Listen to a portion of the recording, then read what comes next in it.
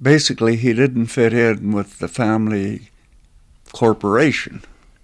And he always had a desire, apparently, to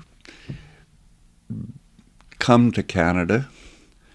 And his father was quite eager to see him do that. And so my grandfather bought my dad a one-way ticket to Ashcroft, I would think, and where he's supposed to meet up with his cousin Harry Marriott, which he did and stayed there for about a year or so before he came to the Chillicothe. But I think it was a pretty mutual feeling between him and his dad that would be a good idea. Of course, my dad was a bit of a dreamer. He wanted to write about things, and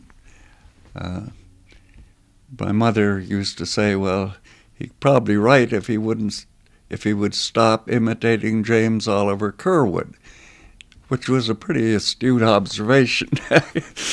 And eventually spent so much time just working, trapping for a living, that he didn't have time to really dedicate to his writing.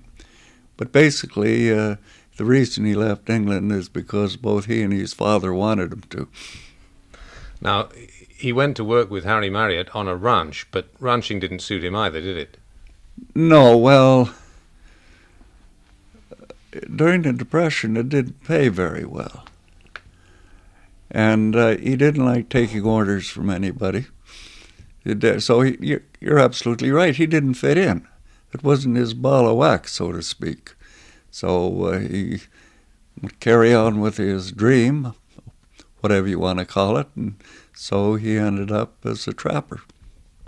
He moved from Harry Marriott's ranch to Risky Creek and worked there for a while, didn't he, in the trading post? I believe that he may have worked at the Gang Ranch, which is on the way to Risky Creek.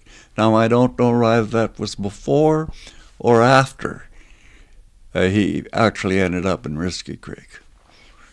But basically, yes. He left Harry Marriott's ranch on a saddle horse, rode up the east side of the Fraser River, and eventually ended up in Risky Creek. And that is where he met your mother? That is correct. Mm-hmm.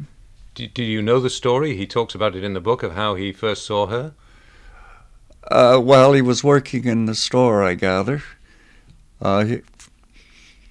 He was pretty handy with the pencil and paper. He could do simple math and stuff like that, so tending the store was no problem.